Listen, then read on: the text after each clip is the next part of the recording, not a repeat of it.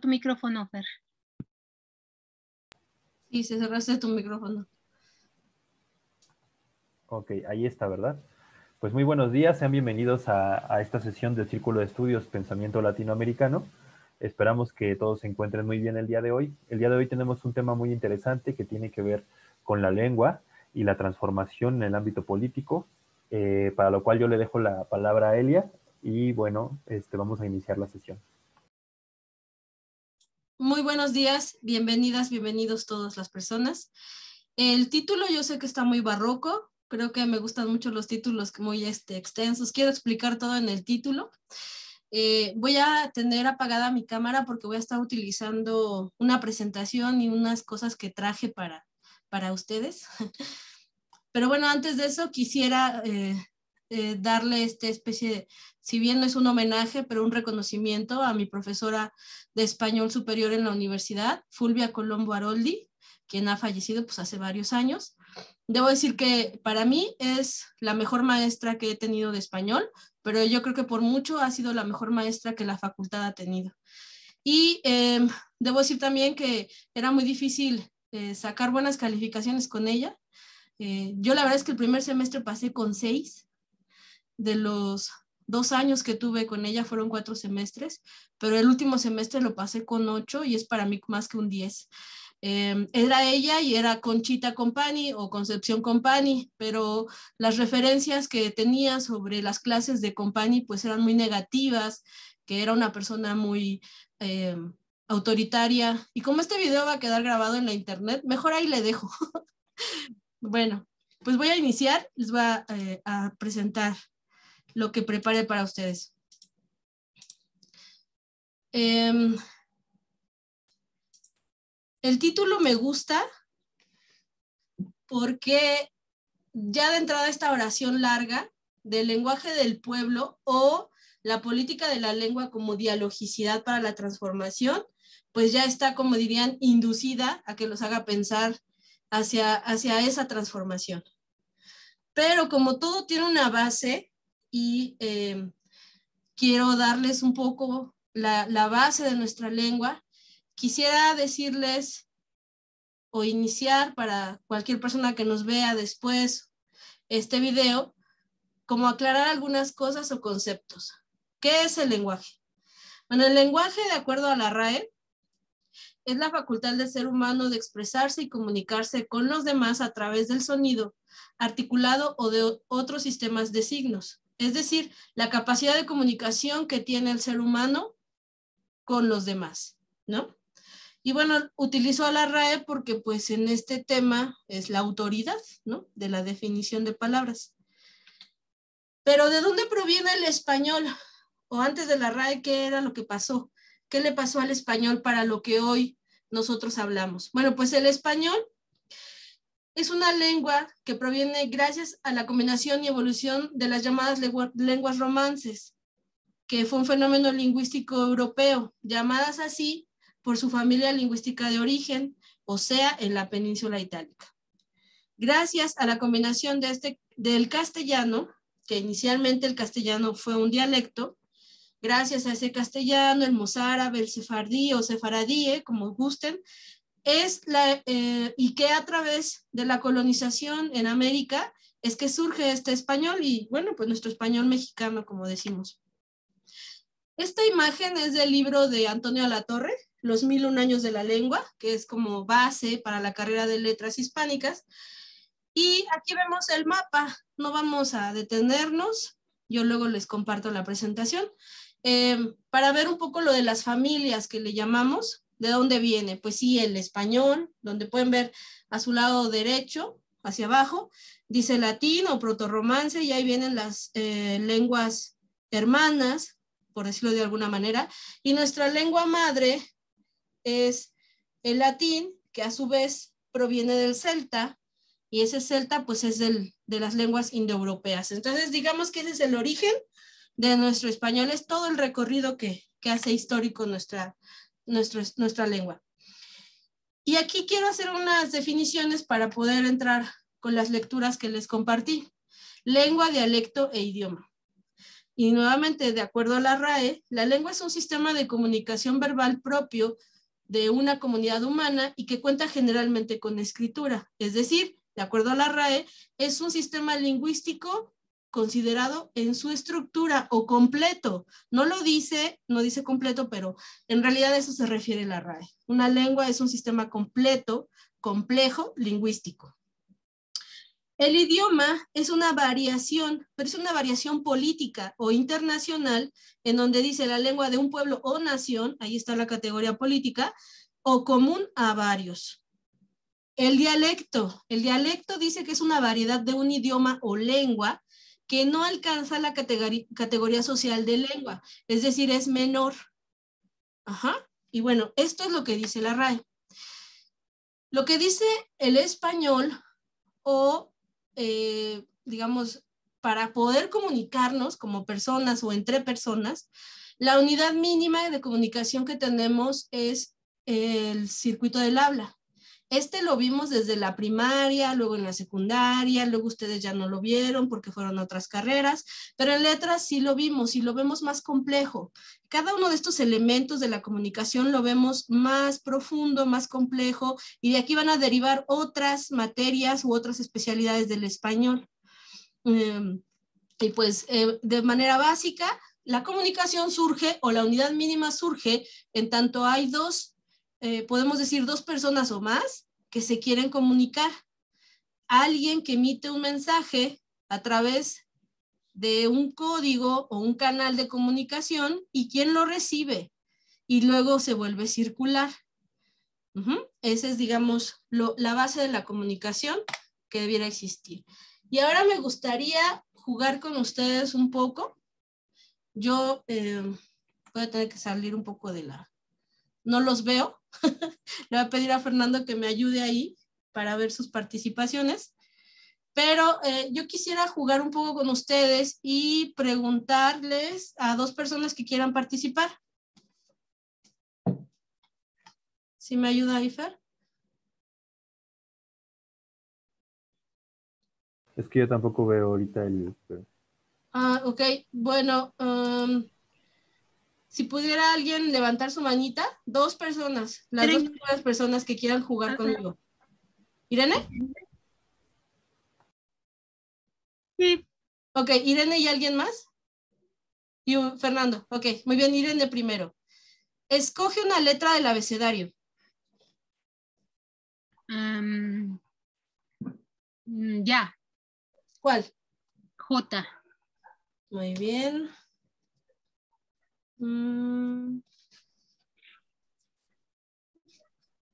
Ahora vamos a escoger de la página 151 a la 53, ¿cuál quieres?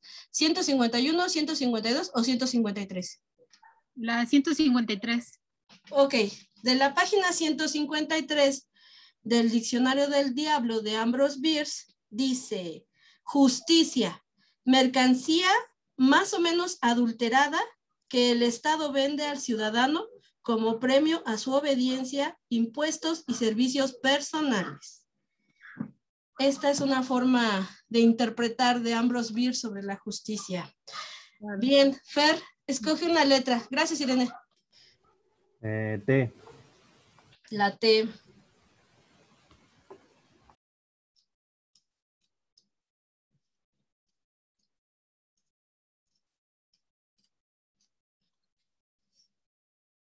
Bien, escoge una página de la 263 a la 270. 263 a 270. 265. Ok. En la 265 tenemos la palabra tiempo. De acuerdo al Diccionario del Diablo de Ambrose Bierce, el clima de una hora, tema permanente de conversación entre personas a las que no les interesa el tiempo, pero que heredaron la tendencia a charlar sobre él de sus desnudos antepasados arborícolas, a quienes les interesaba profundamente la instalación de oficinas meteorológicas oficiales y su mantenimiento en la mendicidad demuestra que hasta los gobiernos pueden ser convencidos por los rudos antepasados de la jungla. Bueno, esto un poco para decirles que si yo les hablo de la RAE, gracias Fer, y ahora les leo un diccionario que se llama Diccionario del Diablo, creado por otra persona, pudiéramos pensar que también son formas aceptadas de una definición. Y entonces es cuando yo les sugiero que hagamos una lectura sobre una política de la lengua de Michel de Certeau. En este libro, la intención de la selección que hice para ustedes habla sobre los dialectos o patois, no sé si se pronuncia así correctamente, no hablo francés, y habla que en la época del siglo XVIII, cuando se quería poner todo en cajitas y orden, un abad llamado Gregorio fue el encargado desde la institución, tanto política como religiosa, a hacer un cuestionario e investigar qué pasaba con los patois o los dialectos en Francia, porque la intención del Estado era imponer al francés como una lengua oficial institucional y que se fueran quitando o erradicando esos lenguajes o dialectos de abajo del pueblo. Y bueno, a mí, como pongo aquí, me gusta llamarle el siglo de las cajitas, el siglo de las luces, porque pues parecía que había que organizar todo y como una caja cuando no cabía, pues quedaba fuera de ese acomodo. Esta es mi interpretación de esa parte del texto de Michel de Certeau. Y la otra, que es de Halliday, en este libro, ya pues más actual, habla sobre las implicaciones sociales, cómo han afectado y van a seguir afectando a la lengua. Y en este texto o en la selección que les compartí, explica sobre cómo estas dinámicas influyen en los asentamientos o en los significados de los lenguajes, ¿no? De diferentes pueblos. Sí, desde luego ambos autores desde una perspectiva occidental. Y lo que aporta Halliday es que en este lenguaje que él llama institucional, también se intenta o se busca clasificar a los dialectos. Y estos dialectos se asocian directamente con la clase social a la que pertenecen y nos agrega un término más que es los antilenguajes, en los cuales vamos a ir discutiendo también esa parte. El poder. ¿Saber es poder? Esa es mi pregunta. Si el saber hablar bien te hace tener poder del bien, es decir, quien habla bien va a operar de esa misma manera por el bien. Creo que muy ad hoc con esto de los científicos, que además, pues sí, hablan bien. La pluralidad de los dialectos o fenómenos lingüísticos enriquecen una lengua porque permiten que de forma natural evolucionen o trasciendan. Si nosotros empezamos a hacer una revisión histórica de cómo se hablaba, por ejemplo, post-colonización, recién la colonización, nos vamos a dar cuenta que pues el español desde luego que no era una lengua oficial, se implantó y se impuso, pero se hablaba todavía las lenguas originarias y se fueron combinando y progresivamente empezaron a fusionarse para que hoy fuera el español que hablamos. Y ahí la misma lengua tiene sus propias resistencias o los mismos dialectos. Hay una intención política, hay un ente político que está al frente de un proyecto de nación, de un pueblo, y es quien va a dar la pauta o va a conseguir a los especialistas en la lengua que le permitan imponer de manera autoritaria y muchas veces por la fuerza ese paradigma que buscan implantar en la comunidad, que es para mí una política fascista, que desde luego tendría que ser traducido en una lingüística fascista y que busca desaparecer o eliminar, erradicar a otros dialectos. Y de hecho México lo hizo muy bien, erradicó en buena parte muchas de las lenguas originarias y a sus grupos sociales. La revisión histórica que estoy haciendo yo ahora, pues es justamente como lo plantea Certeau y también Halliday. Es una necesidad y una búsqueda de la raíz del origen, pero habría que ver con qué mirada lo estamos haciendo. Si lo hacemos para decir algo que es correcto o que es institucional, o lo hacemos para entenderla como una descripción de esa historicidad lingüística y saber en qué derivó o por qué es que hablamos como hablamos. nunca perder de vista que la lengua es un resultado de la interacción o intervención humana, histórica y política de un pueblo y naciones. Esto para quitar la idea purista del lenguaje, de que pues la lengua, la RAE, que no es social, que no es bien diplomático, etcétera, que no es buena ni mala. En sí las palabras como los dispositivos o las cosas pues no tienen voluntad de ser bueno o malo, simplemente el uso que le haga a alguien o personas es lo que va a impactar. Entonces, si entre comillas, el bien hablar, el lenguaje institucional, se contrapone al lenguaje del pueblo, si el orden, cito aquí, si el orden elimina la diversidad, porque la ve como extraña a la razón y peligrosa para el Estado, entonces lo opuesto o lo que nos hace ver la institución es que la variedad dialectal tiene que quitarse o se tiene que ir, porque entonces debe ponderar la razón del Estado. Y entre las comunidades lingüísticas se va a generar fenómenos, es una realidad, nos guste o no, va a haber fenómenos lingüísticos en tanto haya hablantes de esa lengua. Y lo que intentan estos fenómenos es describirnos realidades de las comunidades y que desde mi punto de vista esta descripción o esta comparativa no debería ser excluir, no debería categorizar o estigmatizar a las personas, porque entonces es una discriminación lingüística, que hay lingüistas como de la talla de la doctora Compani que lo ven así. Diría mi profesora Fulvia que el ojo del lingüista o el oído también tiene que ver por la descripción de un fenómeno, en tanto no pongamos una intención que queremos que suceda o derive ese fenómeno. Entonces, hay dos formas de verlo, desde la institución, que abrazamos y que queremos que sea correcta, o bien desde una visión del lingüista que ve y observa el fenómeno y lo describe, y esa descripción ayuda a entenderla. Y como una de mis ahorita principales aportaciones es ver que esa descripción o ese fenómeno lingüístico, en tanto es afectado por lo social, pues va a atender a la transformación. Y yo preguntaría, ¿quién de estos habla bien español? A ver, ¿quién de estas personas? Pues claro que es un juego también lo que estoy haciendo, porque toda persona que es hispanohablante pues es dueña de esa lengua y finalmente es, como dirían, si la tierra es de quien la trabaja, pues también la lengua.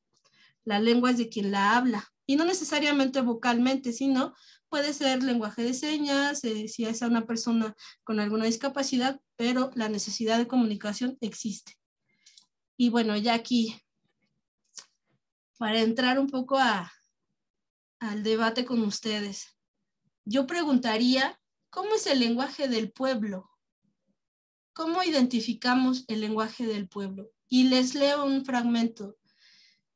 Mi coronel, aquí está el hombre. Se habían detenido delante del boquete de la puerta. Él, con el sombrero en la mano, por respeto, esperando ver salir a alguien. Pero solo salió la voz. ¿Cuál hombre? Preguntaron. El de palo de venado, mi coronel, el que usted nos mandó traer. Pregúntale si ha vivido alguna vez en Alima, volvió a decir la voz de allá adentro. ¡Hey, tú! ¿Que si has habitado en Alima? Repitió la pregunta del sargento que estaba frente a él. Sí. Dile al coronel que de allá mismo soy y que allí he vivido hasta hace poco. Pregúntale si conocí a Guadalupe Terreros. Que dice que si conociste a Guadalupe Terreros. ¿A don Lupe? Sí. Dile que sí lo conocí. Ya murió. Este es un fragmento del Llano en Llamas, de Diles que no me maten, de Juan Rulfo. Decían en la carrera o en el colegio que Rulfo había logrado captar la sensación de esta clase rural. Sin embargo, los personajes que hablan de esta manera, cuando uno se acerca a la realidad con la gente del campo, no habla como la gente que escribe Rulfo. Y esto lo hago como una provocación para poder irnos preguntando cómo es que habla el pueblo, cómo podríamos decir si hay un lenguaje institucional que se contrapone hacia un lenguaje del pueblo. Y aquí va otra provocación. ¿Cómo es o debería ser el lenguaje institucional? ¿A quién le habla Andrés Manuel, el presidente, todas las mañanas y cada que hace un pronunciamiento? ¿A quién le estará hablando? Si se entiende, y esto lo dice Halliday y otros autores, que el lenguaje institucional deberá ser estandarizado, claro, directo y actualizado. Y bueno, ahí pongo a Gatell versión monito, porque es una persona que se distinguió por la forma de aclarar sobre temas de la ciencia y la salud. Ya sé que ya me tardé, pero ¿quieren otro juego? Esta vez si alguien, solo una persona que quiera participar. Pero amplía tu imagen. Ah, ok.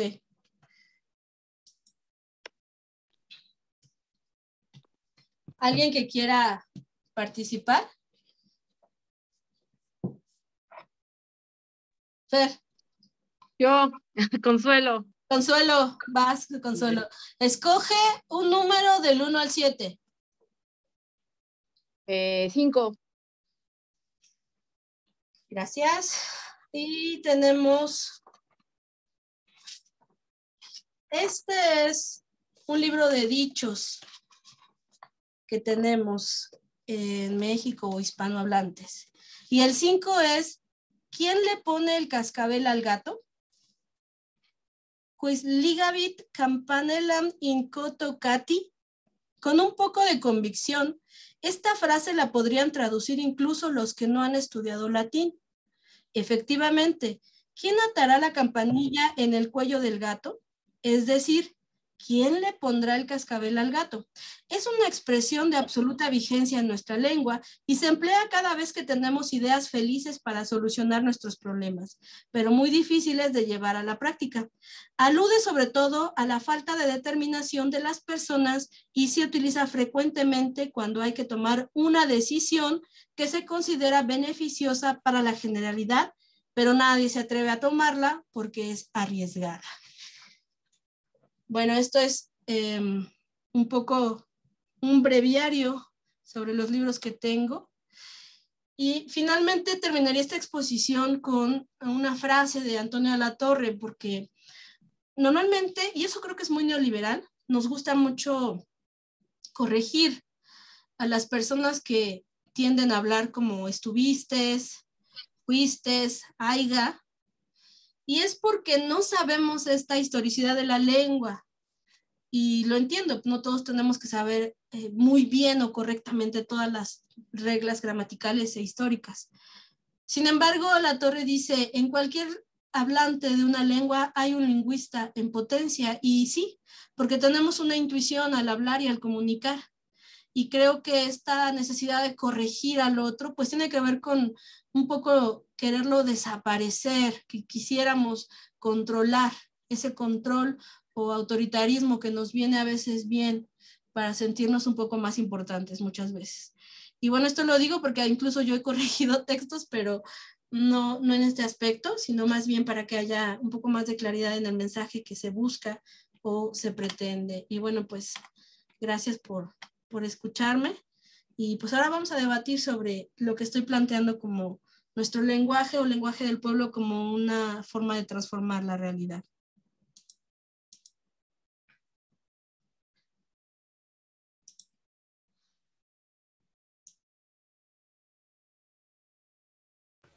Bueno, pues a partir de aquí no sé si alguno de ustedes quisiera participar para abrir un poco el debate, ¿no? Sobre todo con estas preguntas que ya nos planteó Elia, lo que tiene que ver con el lenguaje del pueblo, el lenguaje institucional, y también esta pregunta que nos hace sobre a quién le habla el presidente en las mañaneras, ¿no? Aludiendo un poco al lenguaje que utiliza en este espacio tan importante que son las mañaneras y que se está dirigiendo sin lugar a duda a no sé si a alguien en específico o a un sector, pero sin lugar a duda todo el tiempo está dialogando con él. Así que, Irene, por favor. Sí, gracias. Bueno, yo primero que decir que hice mi tarea Las lecturas en un momento me resultaron difíciles, la verdad. Siempre he tenido problemas con el español, con las materias, ¿no? Del español. Entonces, me pareció interesante, bueno, la exposición de Elia ya es como más clara, más sin tanta cuestión ahí de la lengua que decían en los textos, pero finalmente aterrizarlo en algo como en esta pregunta que nos haces, ¿no? ¿A quién le habla el presidente? Es muy importante. ¿Quién es el interlocutor? Y en una lengua, que esto es algo que voy a citar a mi teórico de cabecera, a Marx, cuando habla de la mercancía y del lenguaje de las mercancías. Él dice que las cosas hablan entre sí, las cosas mercancías, porque el sujeto social está suspendido en sus funciones políticas. Es decir, el sujeto no se pone de acuerdo, o sea, el sujeto no en lo individual, sino todos aquellos que integran algún grupo social, alguna comunidad, alguna colectividad, alguna sociedad, bueno, ese es el sujeto social, el que actúa como uno solo. Entonces, cuando este sujeto está destruido, está segmentado, está dividido, está atomizado, así le llama Marx, aparecen las mercancías y estas comienzan a hablar, a suplantar la capacidad política del sujeto. El sujeto ya no se comunica para ponerse de acuerdo en la producción, en la distribución, ni en el consumo. Entonces ya no expresa sus capacidades, ya no expresa sus necesidades, y entonces aparece el lenguaje de las mercancías, que esto es muy, muy interesante, a juego de quién es el interlocutor, ¿no? También pienso, por ejemplo, en el inglés, ¿no? Que es un lenguaje súper mercantil, es de compra y venta, no expresa toda esta riqueza que no, digo, el español efectivamente es una imposición, este lenguaje que estamos ahorita usando es una imposición, por supuesto, pero también he de decir que sé, por muchos comentarios que he escuchado y he visto también en el comportamiento de quienes estudian el español, vienen a estudiar español en México, no se van a España, no se van a otro país, a Italia a aprender latín y después español, no, vienen a México a aprender español, porque me parece que es el lenguaje más rico, y en ese sentido quiero un poco comentar esto, o sea, el lenguaje, como decía Ali, como la tierra es de quien la trabaja, ¿no? Y el lenguaje efectivamente es un producto social, lo creamos de manera colectiva. Incluso en esos momentos de reflexión individual que estamos ahí en la cama, ¿no? Pensando que entre nuestros problemas o las cosas que vamos a hacer, el pensamiento que desarrollamos es colectivo, es social. Nada del lenguaje es individual. O sea, puede ser que el uso sea individual, pero los mecanismos, las palabras, las intenciones, todo es social. Entonces, cuando establecemos estos mecanismos de comunicación, o por ejemplo ahorita, ¿no? Que estamos tratando de pensar, ¿no? El tema del lenguaje, y también luego pensamos en el problema de las mañaneras, ¿no? A quienes le hablan, o por ejemplo de quién es quién en las mentiras, que esta es una persona que no debería de estar comunicando de esa manera, ¿no? Pobre mujer, solamente se exhibe. Y lo mismo ocurre con todos estos supuestos investigadores ahora indiciados, ¿no? O acusados de asociación delictuosa. Entonces, realmente su forma de comunicación pues deja mucho que desear, ¿no? Están muy lejos de querer expresar realmente cosas más profundas. Y cuando, regresando a la pregunta de Elia, ¿a quién le habla el presidente? Efectivamente, sí le habla a esta sociedad civil, a esta sociedad burguesa mexicana, y no porque, no digo eso, también los trabajadores son parte de esta sociedad burguesa, somos parte de la sociedad civil, entonces tiene que homogenizar el lenguaje, ¿no? Tiene que establecer mecanismos, vamos a decirlo así, o medios ¿no? Que Se está puedan ser cortando tu audio. entendibles y que no es el mismo tono de como en el que... A ver si escucharme, si no, nada más terminaría diciendo a una sociedad, si no se escucha.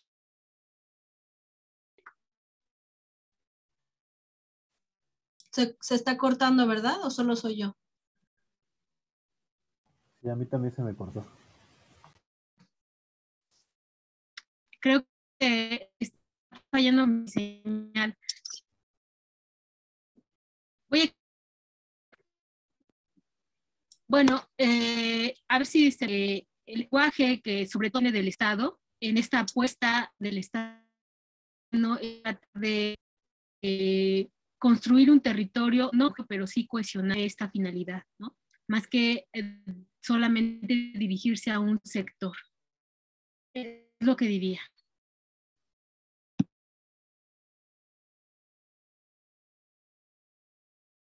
Gracias, Irene. No sé, compañeras, compañeros, ¿alguien más que quiera tomar algún comentario? Bueno, a mí rápidamente me gustaría comentar esto que ya mencionaba Irene, ¿no?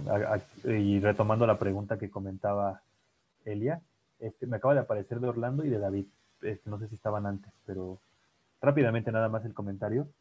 Era que sobre esta pregunta de quién habla el presidente, yo no sé necesariamente si le esté hablando a esta clase media o a estos o estas personas que estaban previamente en el poder, ¿no? Sin lugar a duda, todo el tiempo está haciendo una denuncia y además hay que decirlo, la manera de comunicar del Estado es una manera que pocas veces o desde hace mucho tiempo no lo habíamos visto. Es muy distinta a la manera que se comunicaba al menos en los 4 o 5 sexenios pasados, ¿no? Los sexenios pasados la manera de comunicar pues era una comunicación con otro tipo de lenguaje, inclusive un lenguaje muchísimo más encriptado para la mayor parte de la población. Lo que hace las mañaneras Andrés Manuel es retomar un lenguaje coloquial, ¿no? Un lenguaje que cualquier persona que vive en cualquier parte del país bien puede entenderlo, ¿no? Con anécdotas, inclusive a veces muy repetitivo, que eso específicamente ha sido, por ejemplo, una de las características que ha también permitido la crítica de parte de algunos sectores, ¿no? Sobre todo a los sectores más intelectuales, ¿no? La crítica a Andrés Manuel es su repetición, inclusive hay una especie de discriminación hacia la manera de hablar, velada en algunos casos muy abierta, pero hay una discriminación ahí de la manera en que se está efectuando ese hablar, desde el punto de vista de ellos, obviamente. Y esta forma en que se señala la manera de hablar del presidente, pues nos habla también de la visión política que se tiene desde estos sectores. O sea, no solo es el tema del lenguaje, sino también tiene que ver con toda una concepción del mundo, en que ellos ven el mundo y en la manera en que quieren que un representante se dirija hacia el pueblo, pero el pueblo para ellos es solamente su gremio, no es solamente el espacio donde ellos se encuentran y donde conviven. Todo lo que escape a esa forma de comunicación o de actuación, para ellos tiene que ser rechazado inmediatamente. Y esto se exacerba sin lugar a duda el debate cuando la persona que está emitiendo un mensaje con características que ellos consideran que son ajenas a su propia forma, pues está en la presidencia de la República. Esto cobra una dimensión todavía mayor. Y bueno, todas estas denuncias que hace el presidente de manera repetitiva, aquellos que hemos tenido la posibilidad de convivir con las personas, sobre todo mayores, ¿no? Y que están en los pueblos, pues sabemos que su manera de hablar es muy repetitiva, no es como de reafirmación todo el tiempo, pero eso también creo yo que tiene un sentido. El sentido es que la idea quede clara de lo que se está intentando comunicar, ¿no? Y a veces me recuerda un poco la mañanera a ese sentido, ¿no? De estar repitiendo de manera constante un tema hasta que pueda quedar reafirmado. Yo ahí lo dejo y no nada me pueden ayudar ahí, me parecía que estaba Orlando y David después. Adelante, por favor. Sí, gracias, Fer. Bueno, pues gracias por el tema, Elia, muy interesante, muy necesario reflexionar sobre el lenguaje del pueblo. Quiero comenzar justamente haciendo una mención sobre esta parte de si el lenguaje es o no una imposición o si hay criterios de objetividad. A mí me parece que al menos formalmente hay dos dos formas de decir que sí podemos apelar a cierta objetividad, justamente para no caer en la negación de la posibilidad de como podernos comunicar. Entonces creo que es muy importante. Y creo que sí hay una universalidad del lenguaje a nivel estructural que nos permite generar las condiciones para poder comunicarnos. Y esto, por ejemplo, está en los actos percusivos del habla. Hay varias propuestas ahí metafísicas y trascendentales, y destaco ese punto porque justamente los criterios no son a partir de una cosmovisión o de una cultura particular o de una normativa particular de un estado o de una institución, sino que son criterios universales como parte, digamos, de la condición humana. Entonces, creo que hay esos criterios, además de estas otras formas de estructurar el lenguaje para apelar a cierta objetividad, y que creo que vale resaltar sobre todo en términos del feminismo en cuanto al uso del lenguaje, pero también hay que destacar el sentido en que se utilizan las palabras. Por ejemplo, esta relación de signo, sentido y referencia, que hace referencia a este filósofo matemático Gottlob Frege, o como decía esta pragmática trascendental de Carrotto Appel, para mencionar estas estructuras que sí creo que son universales y que son necesarias mencionar para poder defender que sí es posible la comunicación humana. Después de eso, bueno, pues claro, efectivamente creo que también hay que destacar que el lenguaje implica una cosmovisión y de ahí su riqueza, una forma de entender, de ordenar el mundo, y que en ese sentido ninguna cosmovisión de entrada por sí misma está por encima de otra cosmovisión. Lo que va a hacer una cosmovisión más o menos justa, más real, más objetiva, pues van a ser otro tipo de análisis que estén por encima de la cosmovisión. Pero de entrada, pues destacar que en muchas cosmovisiones de nuestros pueblos originarios, pues hay mucha riqueza en ese sentido, sobre todo ahora que hablamos en términos ambientales y en términos educativos. Ahí, por ejemplo, solamente destaco una anécdota que comenta Carlos Lensgerdorf en un par de libros, uno que se llama Los hombres verdaderos y el otro que se llama Aprender a escuchar, donde habla cómo en las comunidades mayas tojolabales, donde él estuvo conviviendo de los años 70, 80 más o menos, y ya después hizo estos libros, comentaba que las comunidades le decían a él que no, que les habían dicho que su lengua no podría ser escrita, era incognoscible, era irracional, ese tipo de descalificativos, ¿no? Después, bueno, entre ese análisis que hacía Lensgerdorf y otras personas, pues lo que hacía notar era que la estructura sintáctica, pues no era la clásica, ¿no? De sujeto, verbo, predicado, sino que podría fácilmente hablar de oraciones donde hubieran dos sujetos implicados en una misma oración.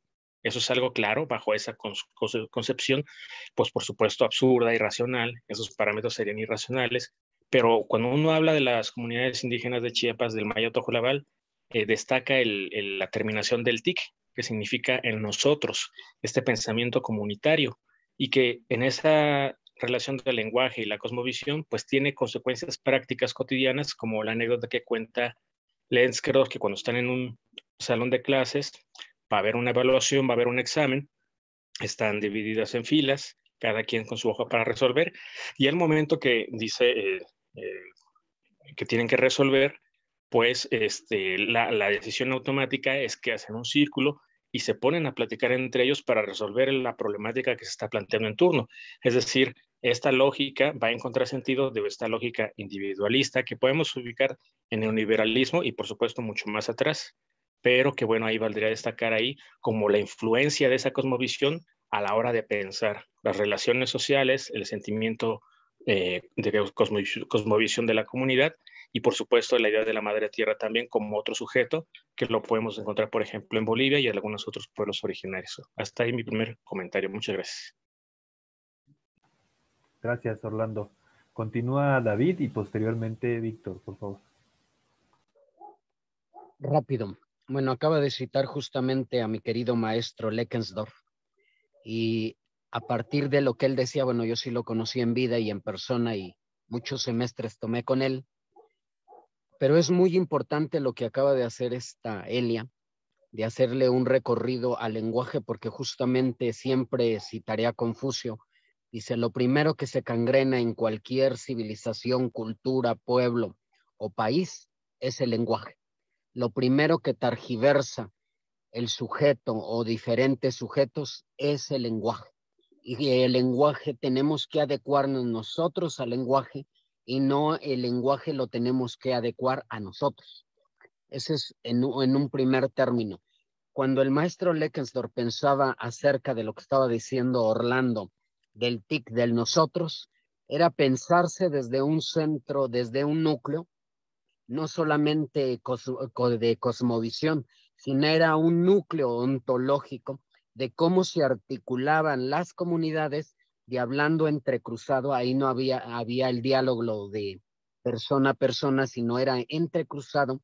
Siempre nos platicaba, dice, yo nada más lo que entendía era el TIC, porque no hablaba ni el español cuando llegó a la comunidad tojolabal, y de ahí es donde surge la filosofía pensar en clave tojolabal. ¿Por qué es importante el lenguaje en esta clase? Y tendría que dar otra Elia, justamente por lo que hoy se está discutiendo en la globalidad acerca de el llamado lenguaje incluyente, en donde ya causó grandes problemas. En Suecia ya fue prohibido, Finlandia, Noruega, Francia también ya fue rechazado por las dos cámaras, el lenguaje llamado inclusivo de L y Kele y eso. Justamente por eso el lenguaje es fundamental para tratar de discernir, y lo que dice es útil. ¿Y a quién le habla el presidente? Bueno, el presidente les habla a todos, pero desde un lenguaje más articulado, más cotidiano, en donde un mayor número de personas realmente logren asimilar lo que él está diciendo. No tanto entender, sino asimilar, para tratar de introducir el discurso en la cotidianidad de la gente que antes nunca participaba ni siquiera ni de los diálogos. Decía Fernando antes, lo que hace el presidente, bueno, en ningún país lo han hecho, ninguno lo pudo hacer. Trump lo intentó hacer, los discursos de las mañaneras, no pudo. El presidente Macron igual, tampoco ha podido ni puede. La Merkel igual, yo lo digo porque he revisado, y algo que decía él acerca del lenguaje, justamente el español, aunque no sea el idioma natural de este territorio, es uno de los idiomas que en promedio habla más de 2,500 palabras, a diferencia de los demás idiomas. Es fundamental, realmente. Yo creo Elia tendría que dar otras 2 clases para complementar, y ese es fundamental, que nosotros nos adecuemos al lenguaje, no el lenguaje adecuarlo, y eso es lo que hacen tanto magistrados y todo el círculo que mal gobernaba este país, porque ellos utilizan el lenguaje a su conveniencia para que la sociedad se vuelva en contra del que realmente intenta aplicar un lenguaje cotidiano. Eso es nada más lo que quiero decir. Gracias. Muchas gracias, David. Continuamos con Víctor, por favor. Y posteriormente Antonio. Hola, ¿se oye bien? Ok, un gusto. Saludos a todos. Pues primero que nada, muchas gracias a Elia por el texto, que como bien dice Irene, también me costó, sobre todo el primero, pero sobre todo gracias por la oportunidad de leer y pensar sobre cosas que son muy lejanas en mi caso, y que remueve pues el océano de ignorancia en el que uno se mueve, y está muy padre, ¿no? Porque estimula a tratar de pensar en cosas en las que uno generalmente no piensa. Entonces, desde ahí, desde una buena intención, pero que no opaca mi declarada ignorancia, porque el tema es apasionante, pensaba en 2 cosas. En términos, decía en la exposición Elia, de la conformación de los estados nacionales, desde aquellos estados que tempranamente te conformaron, como pudo haber sido el caso francés, hasta aquellos últimos de conformación tardía, como el alemán o el italiano. Yo creo que es claro y evidente, pues que el proceso de la conformación del Estado pues, es un proceso de conformación violenta, absolutamente arbitraria, donde a partir de la correlación de fuerzas unos grupos se imponen a otros. Y sin embargo, y ese sin embargo que viene lo voy a poner entre comillas, porque ahí habla mi ignorancia, me llama la atención preguntarme cómo hubiera podido ser de manera contrafáctica un Estado nacional sin la imposición de la lengua. Lo hicieron los alemanes, lo hicieron los franceses, lo hicieron los italianos, por supuesto lo hicimos en México, y por supuesto que hay una parte absolutamente arbitraria, excluyente, clasista, y sin embargo al mismo tiempo se me hace muy difícil imaginarme la idea de México sin un lenguaje nacional. A sabiendas que la idea de México, pero por supuesto que es una ficción, por supuesto que es una mentira, toda nación es una comunidad imaginaria, pero la idea de sentirme parte de algo y que yo soy responsable de algo y que hay un yucateco y un de Baja California con el que no tengo nada que ver en la vida real y sin embargo somos mexicanos, creo yo que es indispensable la idea del lenguaje, ¿no? A sabiendas de que el lenguaje, como muchas cosas inventadas en la modernidad, tiene como esta doble cara, ¿no? Y yo no desconozco la cara, empecé subrayándolo, pero me parece muy interesante debatir estos efectos a veces paradójicos, donde no todo necesariamente es negativo, no todo necesariamente es positivo.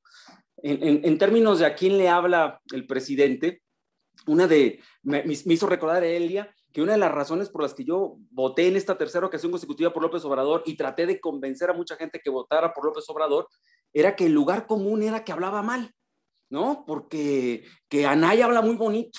Y a mí me encantaba cómo hablaba López Obrador precisamente por salirse de la tendencia hegemónica que se ha establecido en los últimos 40, 50 años de los políticos jóvenes, si pueden guapos, si pueden así muy cosmopolitas y que hablan muy rápido.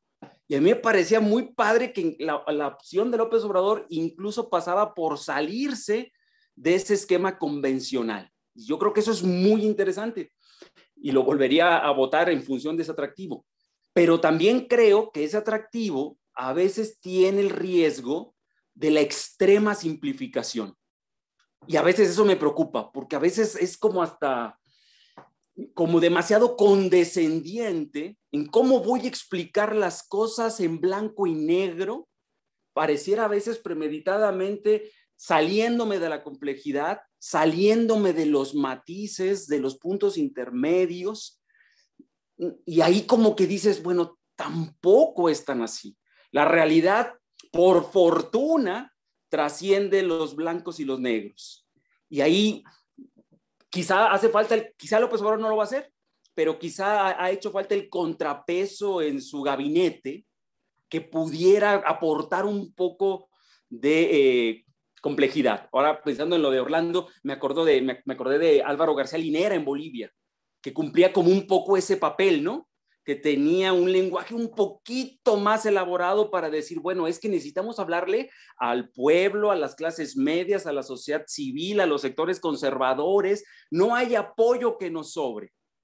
Así que creo que esa virtud del lenguaje de López Obrador también eventualmente podría observarse desde este otro polo. Muchas gracias, Elia. Estuvo muy chido lo que expusiste. Gracias.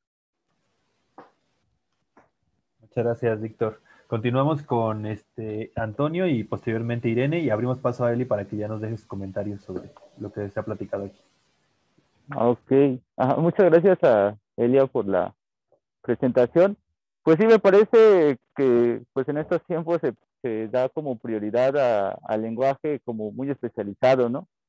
Y que en ese sentido pues es también cómo se aleja la comprensión de lo que está pasando en la realidad hacia el pueblo en general, ¿no? Pues no sé, regresando a la cuestión de la línea 12, ¿no? O sea, se llama una empresa extranjera para que, siendo objetiva, pues dé un dictamen técnico, pero pues sabemos que tal vez ese dictamen, aunque lo puedan leer la mayoría de la población, difícilmente va a entenderlo, ¿no? Es como, va a ser muy técnico. Y incluso leyéndolo, pues no va a poder saber, pues de quién es pues la culpa, ¿no? Y a veces, pues sí son las trampas de ese lenguaje para precisamente ir alejando pues las causas y los responsables de, pues tal vez de tragedias, ¿no? O de opresión, pues. Y en ese sentido, pues el papel que desempeña el presidente en las mañaneras es importante en ese sentido, ¿no? Pero a veces también se pueden caer como en rutinas, ¿no? En esta cuestión de la reiteración. Pues también me parece, no sé, un juego de lenguaje, pues pues quedamos inscritos en una rutina. Y creo que ahí es importante el papel que juega, por ejemplo, el periodismo, ¿no? Que hace, por ejemplo, en las mañaneras, cuando llegan los periodistas que tienen, pues, no sé si decir vocación popular o compromiso social, y pues dan como un manotazo en la mesa y pues salvan de esas reverberaciones, ¿no? Que muchas veces se cae como en la cuestión de, a lo mejor no sé, de ser simplista, ¿no? Pues sí es muy importante ese lenguaje simple de la política, ¿no? Porque es así también como, por ejemplo, escribía Lenin, ¿no? Pues muchas veces pues desde la academia lo vemos muy muy simple, pues no hay como parece, no hay algo muy elaborado, ¿no? Pero cuando los procesos sociales pues requieren pues la actividad y la conciencia, pues sí, hablar en lenguaje simple a las masas pues fue muy importante, ¿no? Para que se desarrollara pues un proceso como la Revolución Rusa. Pero pues el papel del lenguaje, pues yo creo que a veces también es cómo escapamos precisamente de lo que sale, por ejemplo, de presidencia, ¿no? De englobar, por ejemplo, a muchas organizaciones como antidemocráticas, ¿no? Cuando se dijo que se iba a dar los apoyos económicos en forma individual, pues hizo pasar a muchas organizaciones democráticas como si fueran antorcha campesina, ¿no? Y en ese sentido, pues también es importante, pues, la necesidad, pues, de la retroalimentación, ¿no? Del derecho a hacer réplica, para que precisamente, pues, podamos escapar, pues, precisamente de esas trampas del lenguaje, ¿no? En la que caen, pues, muchos ámbitos que sí son, pues, democráticos, ¿no? Y que, pues, de cierta manera, a llegar a la izquierda institucional, pues, como que quiera abrogarse solamente ese protagonismo, ¿no? Cuando, pues, no es cierto. Hay muchas organizaciones que pues tienen mucho trabajo de muchos años, ¿no? Y a veces como que se cae sobre ellos el velo, por ejemplo, del término del conservadurismo, y pues quedan, pues, de cierta manera estigmatizados socialmente por parte de la base, de la base que sostiene al gobierno federal en este momento, ¿no? Entonces, pues sí, López Obrador habla, por supuesto, que al pueblo, pero a veces yo creo que también hay cierto temor de estimular esa cuestión dialógica, en el sentido de que pues también no rebase pues el pueblo, pues tal vez como esos parámetros, ¿no? Entonces en ese sentido, pues yo lo que creo que hace falta pues es como más retroalimentación, ¿no? Yo te dejaría. Gracias, Toño. Irene, por favor. Gracias. Bueno, quisiera comentar varias cosas. Primero que de las lecturas que Elia nos proporcionó, hay una cosa que me llama mucho la atención, ¿no? En donde justo el primer autor, Halliday, dice que el lenguaje no solo es el reflejo, ¿no? De la sociedad, sino es la sociedad que se recrea, ¿no? Que se pone en movimiento. Entonces, bueno, no lo dice tal cual, pero así me parece que nos da a entender. Entonces, en esa recreación de la sociedad a partir del lenguaje hay que tener mucho cuidado. Sobre todo, bueno, un poco con esto que nos mencionaba Orlando, ¿no? Sobre el tojolabal y su cosmovisión del nosotros. Hay que tener mucho cuidado porque efectivamente en las sociedades, muchas sociedades capitalistas, acontece que la comunidad lo es todo y el individuo es nada, ¿no? Y bueno, los extremos más aberrantes, esa forma comunitaria de Asia, ¿no? El modo asiático, el modo despótico, ¿no? Asiático, es el reflejo de eso, ¿no? El individuo es nada. Todo lo dicta la comunidad y entonces se anula la individualidad. Y esta es una por supuesto es no solo un reflejo, sino una sociedad que se recrea de esta manera y autoritaria. El que no exista el yo y que solo exista el nosotros también es una forma de autoritarismo, con todo lo bueno que pueda tener, ¿no? Entonces, también hay que tener cuidado, por ejemplo, cuando estamos discutiendo esto del nosotres o este lenguaje incluyente, ¿no? Yo siempre, incluso cuando hablo del lenguaje de las mercancías, le digo a los estudiantes, a las estudiantes que pues hacer un lenguaje en femenino no es garantía de nada. El árabe es un lenguaje femenino porque está construido a partir del harem y el harem está constituido por las mujeres. Sin embargo, son las sociedades más patriarcales, más autoritarias, misóginas, o sea, realmente el árabe tiene, digamos, como sociedad, esta estructura completamente patriarcal llevada al extremo, ¿no? La mujer es prácticamente un accesorio, un mecanismo para perpetuar a ciertas formas de lo social, ¿no? Entonces, tampoco cambiar en femenino significa ya inmediatamente hacer un cambio radical en favor de las mujeres. Eso me parece que es una falsedad también. Entonces, y si seguimos pensando, por ejemplo, que el lenguaje no es solo el reflejo, sino es la recreación de lo social, pues entonces vale mucho la pena cuestionar la práctica social y por supuesto el lenguaje.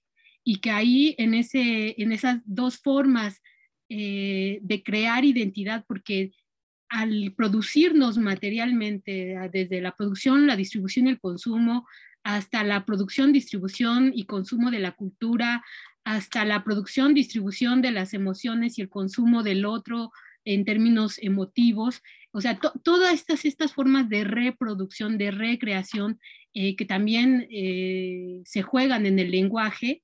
Bolívar Echeverría habla, por ejemplo, de la definición de la cultura y plantea que hay una suerte de diálogo implícito en cada momento extraordinario de expresión cultural, ¿no? Entonces, yo digo, hay que tener cuidado, o sea, porque regresando al discurso de López Obrador, estamos hablando de una sociedad capitalista, del territorio mexicano dominado por la lógica de la acumulación de capital y por la necesidad de regresar al carril de la acumulación en términos de respetar la ley del valor, de no violar el valor de la fuerza de trabajo, de respetar las leyes, de, digamos, ir contra la corrupción, de no al saqueo al erario público. Entonces, se está construyendo también un lenguaje y un mecanismo de comunicación que busca llegar y cohesionar a la población en ese sentido. No estoy diciendo que está mal, no estoy diciendo que es lo mejor, digo, está bien para la forma neoliberal que nos ha tocado vivir y que todavía tiene sus raíces. Está bien regresar a la legalidad capitalista, a este tipo de legalidad capitalista que, bueno, que los empresarios le paguen adecuadamente a los trabajadores para que puedan vivir mínimamente y regresar en las buenas condiciones medias al trabajo. Esta es la legalidad capitalista. Pero si generas sobreexplotación, si además le metes outsourcing, si además no les pagas seguridad social, si además no les das educación, bueno, destruyes la fuerza de trabajo. Entonces, en el lenguaje, digámoslo, que estamos viendo, el mecanismo también de comunicación que estamos viendo, no solo de la presidencia, sino de la 4T, incluso los mecanismos que nosotros mismos estamos recreando, pues tienen que ser cuestionados. Y no, insisto, no por hablar de nosotros o no por hablar de nosotres o de nosotras y nosotros, ya inmediatamente estamos cambiando la realidad. Eso sí me parece que sería el peor de los absurdos. Lo que hay que cambiar también es la práctica política, las relaciones entre nosotros, porque eso es lo fundamental. No vale la pena crear un lenguaje en femenino cuando pues, parecidos a los árabes, pero bien autoritarios. Y ya nada más por último, para terminar, me llamó mucho la atención, por ejemplo, en la segunda lectura de Michel Desserteau, que habla como Charles de Gaulle, este dictador en Francia, cómo él habla trata de buscar como la lengua madre originaria pura, ¿no? De los celtas, ¿no? Bueno, de los franceses, ¿no? De la raíz de los franceses. Entonces, realmente cuando siempre estamos buscando en esa imagen de la pureza, de la sangre, de todas estas cosas, se juega mucho una visión autoritaria, fascista, racista, y muchos istas que ustedes le quieran agregar. Entonces hay que tener mucho cuidado cuando estamos hablando de respeto a las lenguas originarias, o más bien de respeto, como bien decía Orlando, a todas las lenguas, pero también de cuestionamiento a todas las lenguas. No podemos asumir de manera irreflexiva las lenguas, porque por supuesto todas tienen mecanismos de recreación de la sociedad en la que se crearon. Sería todo. Gracias.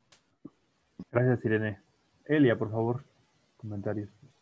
Híjole, esto está bueno. Pues enlazando lo de Sartor, la lectura, una de las cosas que menciona con antelación al fragmento que yo les compartí es que sé que es complicado a veces este tipo de textos, pero quería darles solo como muy específico lo que podían leer para entender el asunto de cómo se imponen reglas políticas sobre una sociedad que a su vez tiene una lengua, entonces va a impactar en esa lengua. Lo curioso es que cuando se trata de buscar estos patuás o dialectos, se tratan de archivar, y cuando se archiva, lo mejor o lo más posible pues es la escritura. Y se encuentra, por ejemplo, que la riqueza de una lengua en su vocabulario se encontró más en lo que los juglares o poesía habían dejado, que es lo popular. Y que había documentos administrativos, de materiales, y es donde hay más pobreza léxica. Y esto también sucede en América, en el español que nosotros hablamos. Por ejemplo, en las estelas o los códices que más se quemaron fueron aquellos que se piensa tuvieron esa riqueza léxica o ideológica de los pueblos, cultural. Y los que se conservaron, las estelas, algunos códices que se salvaron, tienen registros de mercancías, de vida de políticos que se te trataba de ensalzar o que se trataba de perdurar. Entonces, yo creo que hablando de América y hablando de Europa, de México y Francia, no es casual que la riqueza se haya encontrado en otro tipo de expresiones o en otro tipo de la forma del lenguaje del pueblo que estaba siendo sometido a esta lengua. Entonces, lo que yo digo, y por eso puse entre comillas el hablar bien, digamos que alguien que estudia lingüística o en este caso a la máxima autoridad premiada como lo es Concepción Company, hablar en términos de corrección, sí tiene una política de imposición, porque la RAE como tal nace en el siglo XVIII en España, y la finalidad no debiera ser, y no fue así, la de regular al hablante, sino de escribir los fenómenos lingüísticos. Esa es la única finalidad. Y a nivel mundial, si buscamos qué países o qué lenguas tienen este tipo de instituciones, pues vamos a ver que son muy pocas. Y en términos de número de hablantes, si dijéramos que, bueno, es que este fue un proyecto neoliberal y gringo que se trató de hacer en el siglo XX, ponernos a todos a hablar inglés. Digo, no, Fox vino diciendo que no ganó por eso, que nos iba a dar computadoras, tablets e inglés, cuando a los maestros que daban la asignatura en las secundarias y en las preparatorias se les hace una prueba, porque yo fui parte de esas pruebas del INE, resulta que no tenían conocimiento del español y que tampoco tenían conocimiento de la gramática bien del inglés, y que reprobaban incluso hasta en su pronunciación del inglés. Y ellos son los docentes que nos debían enseñar el inglés, porque era la lengua que estaba en apogeo, porque era la lengua del mundo. Entonces, sí hay una intención política, por supuesto. Y cuando hablo en estos términos del lenguaje en el español, nosotros, por ejemplo, hasta 1870 y tantos, es decir, hasta finales del siglo XIX, empezaron los esfuerzos en América Latina por crear las academias de la lengua. Y fue a partir de que se pusieron de acuerdo en Colombia, en Argentina, en México, en Ecuador, y que por supuesto que tenemos coincidencias dialectales, también eso es cierto. Y que esa sí es mi postura, decir no idealizar.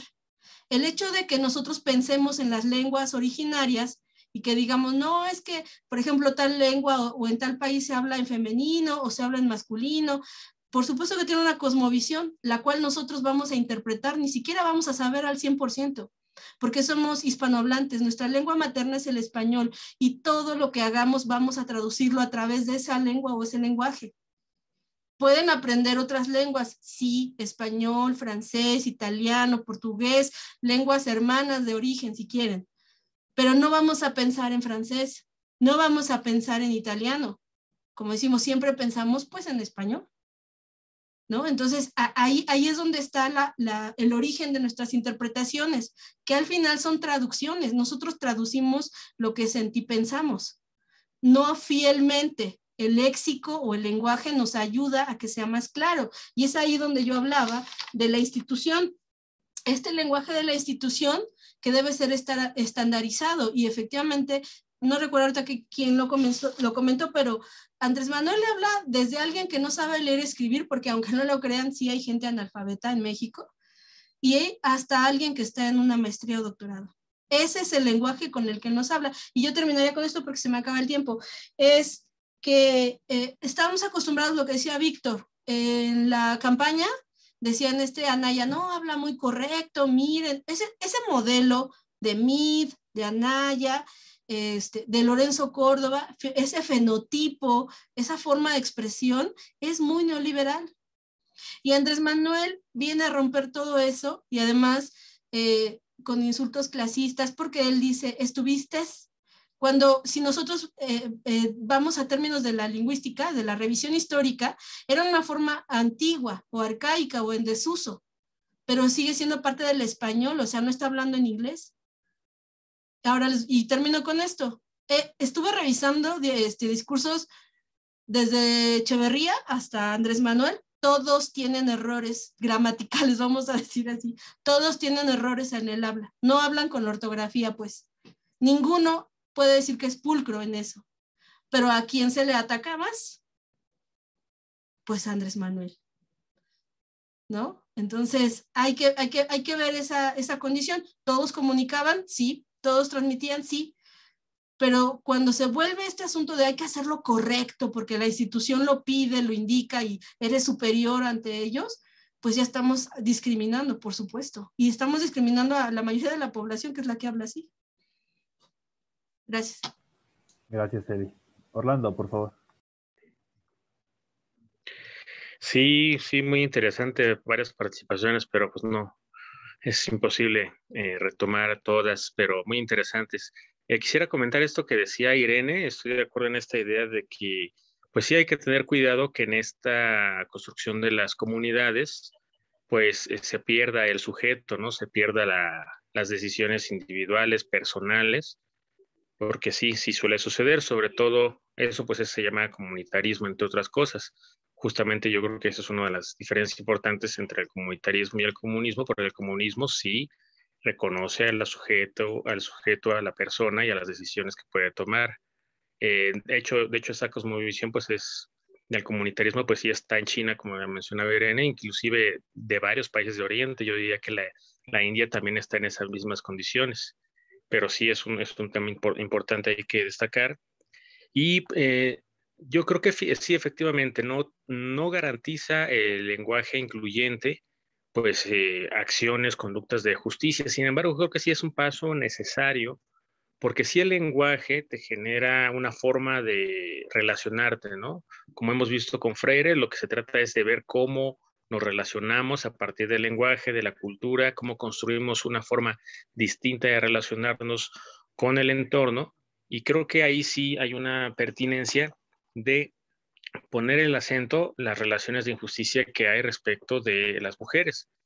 Quizá no por una razón ni lingüística, ni jurídica, ni de otro tipo, pero sí claramente el uso político creo que sí está claramente justificado, sin que esto sea garantía de que, bueno, pues va a haber una comunidad justa por el mero hecho de que se tenga un lenguaje incluyente. Pero sí creo que es uno de los mecanismos importantes para al menos que el tema siempre esté en el lenguaje público, ¿no? De la discusión.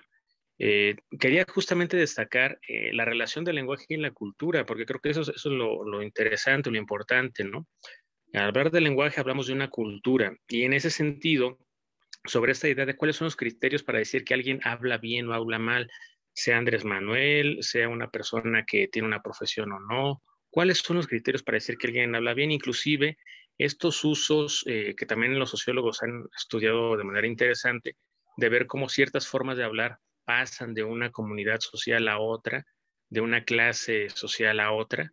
Es a partir de ahí se determina entonces que está bien o está reconocido hablar, ¿no? Ciertas formas. Por ejemplo, mediáticamente yo recuerdo el uso del güey, ¿no? El güey, sobre todo en otros estados de la República, estaba mucho mal visto, a tal grado que inclusive te podían golpear, ¿no? Pero mediáticamente, a partir del Big Brother en su momento, que todo el mundo decía güey, güey, güey, güey, ya se popularizó y ya era aceptado. Y ahí claramente vemos la influencia mediática también de ciertos usos, ¿no? De la lengua, ¿no? Entonces, pero lo interesante es que no hay un criterio empírico y de ahí justamente las imposiciones que hay desde las instituciones para decir que hay algo que es hablar bien. Sí existen criterios objetivos, pero no son empíricos, como decía anteriormente, son criterios metafísicos, trascendentales, pero no una cultura, porque si no, ¿cómo podemos decir que una cultura es mejor que otra? Claro, hay que criticarla, pero los criterios que nos van a permitir hacer esos juicios no son los criterios que de manera intrínseca pertenecen a una lengua, porque eso lo podemos ver cotidianamente, cada quien va a tener sus cosmovisiones y a partir de ella va a juiciar la de los otros, pero pues eso es una visión sesgada también de la realidad. Entonces necesitamos otro tipo de criterios que no sean empíricos para entonces determinar que hay ciertas formas, no diría ya de hablar bien, sino de comunicarlos de manera más efectiva y más afectiva en ese sentido. Entonces creo que eso es interesante destacarlo para justamente, pues no hablar de esa jerarquización de la lengua que existe entre la cultura, ¿no? Esta idea de la alta cultura, de la cultura popular, también en esa jerarquía, ¿no? Se reconoce una persona que, por ejemplo, habla español de lengua materna y que estudia después inglés y aprende inglés, ¿no? Ah, ya es que habla inglés, pero no se reconoce, por ejemplo, una persona que habla, por ejemplo, maya y que habla español, pues también habla otro idioma, pero se presupone que hay una jerarquía en las lenguas, en los idiomas, y eso pues no tiene ningún sentido, ¿no? De ahí yo creo que hay que reforzar la idea de la cultura, esta idea de los saberes previos con Freire, para ver que no hay necesariamente un saber superior en ese sentido por encima del otro, sino que los criterios de objetividad están dados por otros criterios que no son intrínsecamente a la cultura o a la cosmovisión de la cual parte. Gracias. Muchas gracias, Orlando. Eli, por favor, y posteriormente David. Sí, es que digo, también tiene razón Orlando, no se puede en una participación de 5 minutos mencionar todo, pero esto que justo ligo con lo que acaba de decir, Halliday es el que dice en una parte, el dialecto, a través del lenguaje construimos un modelo de un sistema social, es decir, efectivamente el lenguaje sí transforma las sociedades, sí consigue, ¿por qué? Porque es el medio de expresión y de comunicación en la que estamos comunicados con cualquier otro ser humano. Entonces, cuando se busca, por supuesto, o sea, para eso es la descripción lingüística de ciertas normatividades, para tener como un piso parejo, vamos a decirlo así, pero lo que se sale de un lado, no de arriba abajo, sino de un lado a otro, vamos a verlo, no significa que no deba existir y deba de erradicarse. Significa que hay que describir qué está pasando con ese grupo social que está hablando de esta manera. Y también, como lo mencionó Orlando, cambia la categoría cuando se trata de la clase social. Y esto, por ejemplo, sucedió con el español. Dicen, viene del latín, pero ¿a poco creen que viene del latín culto? No, el español no viene del latín culto. Gracias al hablante, el latín vulgar se fusiona con el mozárabe y con el sefardí, que son judíos y árabes que estaban asentados en el sur de España. Gracias a ellos y al castellano, que también era un dialecto, es decir, todas esas eran lenguas menores al latín culto, que además el latín culto pues lo hablaban ni el 10% de la población. Entonces, estas personas que permiten esa dialogicidad, ese movimiento de palabras, hicieron u originaron el nacimiento del español que hoy hablamos, que es con el que llegan a la conquista. Y además, dicho sea de paso, todas esas interpretaciones son arbitrarias y hasta de significados y significantes. Lo escribe Platón en uno de sus diálogos con Cratilo y el nacimiento del lenguaje. Habla de cómo, o sea, no puedes decir, puedes buscar el gramema, es decir, la raíz de la palabra, e irte a la historicidad para más o menos entender cómo se usaba, pero no quiere decir que ese componente gráfico significa tal cosa. Eso no se puede. Por ejemplo, y cómo si es política y cómo si es discriminatoria. Cuando sucede esta fusión en el sur de España, por ejemplo, el insulto marrano que sigue actualmente en México es para insultar a los judíos y a los árabes y trasciende como un insulto y es políticamente usado. Es que ese político es un marrano, es un no sé qué, ¿no? O sea, sigue actual esa discriminación. O por ejemplo, yo decía apenas platicando de este tema con Fernando, le decía, por ejemplo, la palabra mermelada es una palabra de origen portugués, pero que significa membrillo, la fruta de membrillo con la que se hacía un dulce o un tipo de dulce. Y tú cuando dices, pues voy a comerme una mermelada de fresa, pues no es fresa con membrillo, ¿verdad? Si nos vamos al origen de la palabra o esa raíz, la usamos como está establecida. Una mermelada que es una preparación de dulce con fruta. Entonces, es justamente a lo que yo quería poner, cómo ha sido usado el lenguaje institucionalmente. Si ustedes van a su memoria, ¿cómo habla un priista? Ah, sí, lo de las quesadillas sin queso. O sea, ¿cómo habla un priista? ¿Cómo habla un perredista? Pero sin estigmatizar. Yo solo quiero ponerlo como a la memoria cultural política de nosotros. ¿Cómo hablaba Mid? ¿Cómo hablaba Naya? ¿Cómo hablaban? Pobre de Peña, la verdad es que si lo hubieran dejado hablar como él hablara, se hubiera equivocado menos, ¿no? Pero le decían qué decir y obviamente con palabras que ni eran de él. Digo, la verdad es que hace unos años me tocaba hacer discursos de un político mediocre, no llegó a tanto, entonces ni lo voy a mencionar, pero me tocaba hacer unos discursos y yo le decía, pero tú explícame qué quieres decir. No, tú échame, tú que te sabes palabras acá.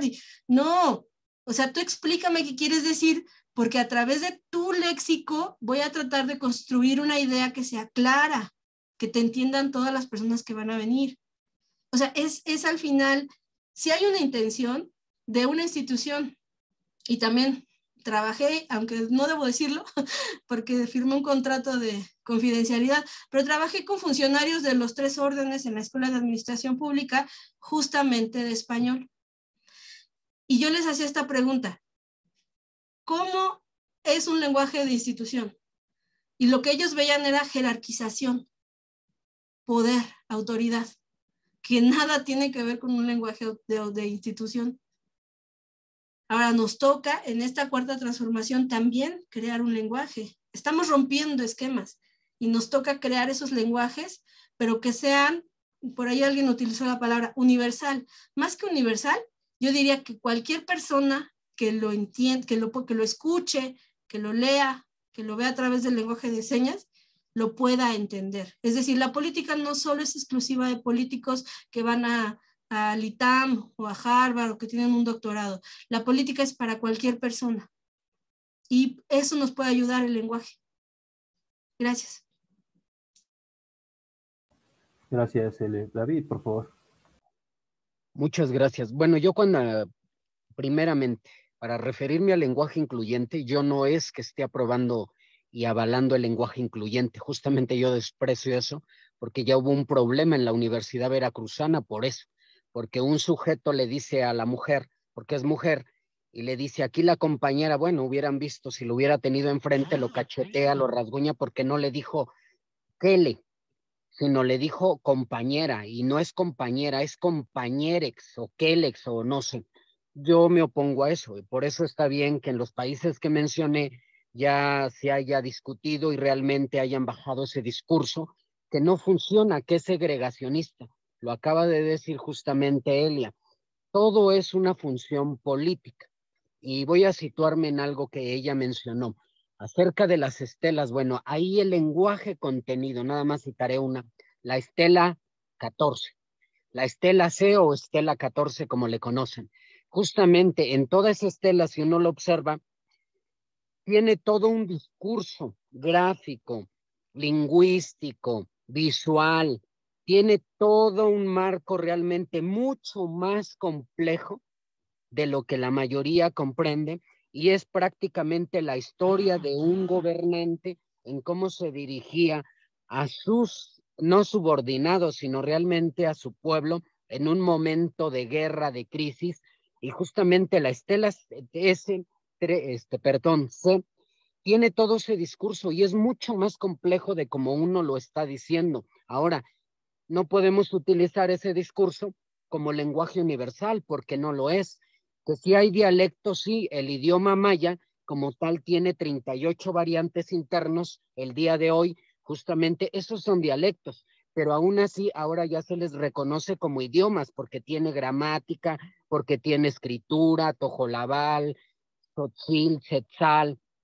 Bueno, eso es parte de esto, por eso yo diré, el lenguaje es fundamental, que nosotros cuando yo decía, nos tenemos que adecuar al lenguaje, es tratar de aprender del otro desde la alteridad, y yo en ningún momento hablé de el lenguaje incluyente en favor para que la compañera se me olvida ahorita, Irene, por si creía que el hablar de que, le, ella o no, no, no, yo me opongo a eso porque va a crear problemas y aparte es un lenguaje realmente de financiamiento. Detrás de eso están verdaderamente los financieristas a través de ese lenguaje para meter el discurso. Muchísimas gracias. Muchas gracias, David. Pues a mí me gustaría comentar porque también cuando platicaba yo con Elia sobre el texto, quiero decirles a todos que también a mí me costó un poco de trabajo.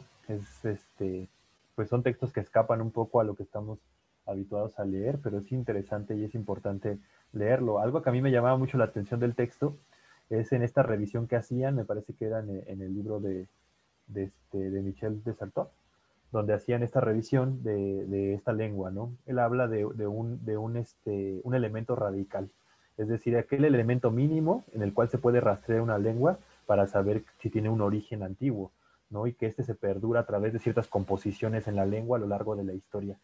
Pero también ahí llega otra parte que es fundamental, donde dice, bueno, pero también la lengua tiene una serie de arbitrariedades que muchas veces es muy difícil poder rastrear.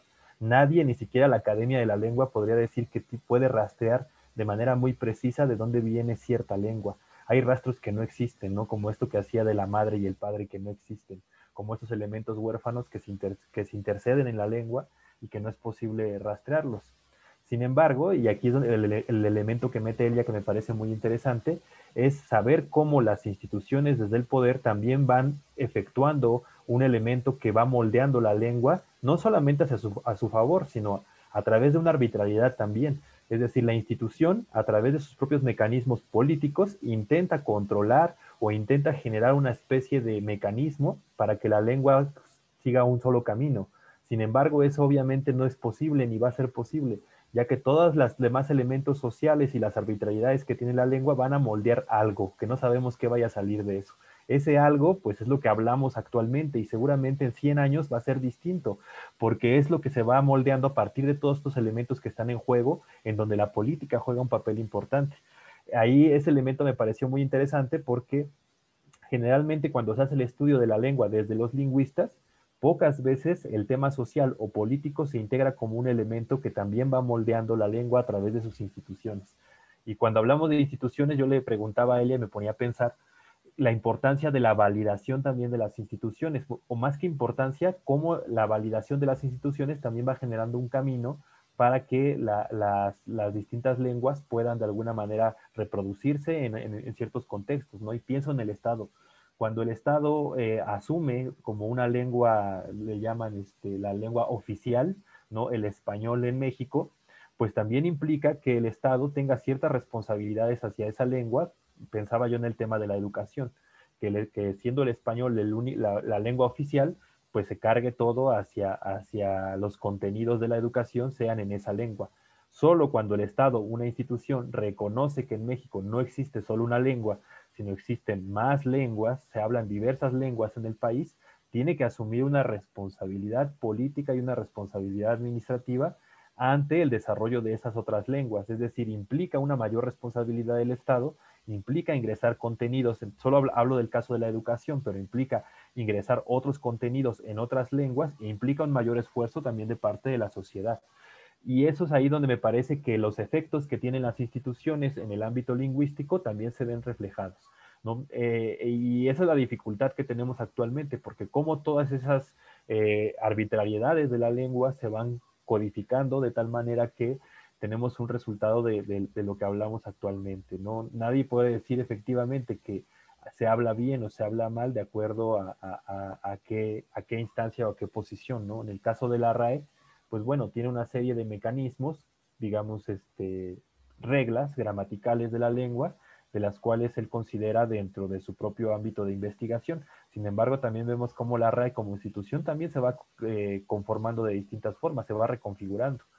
Palabras que no existían hoy actualmente están integradas a la propia, al universo de la lengua española, ¿no? Y así se va configurando nuestro idioma de alguna manera. Pero sí es interesante, y es lo que yo quería dejar marcado, cómo las instituciones políticas al final, llámese la RAE o llámese el propio Estado, van configurando o van intentando configurar de una cierta manera el lenguaje sin lograrlo del todo. Y eso es algo imposible. Creo que inclusive es una utopía de parte del Estado, de cualquier tipo de organismo o institución, pensar que por una razón solamente política se pueda establecer solo una forma de hablar el español. Creo que eso siempre va a escapar, no va a ser posible.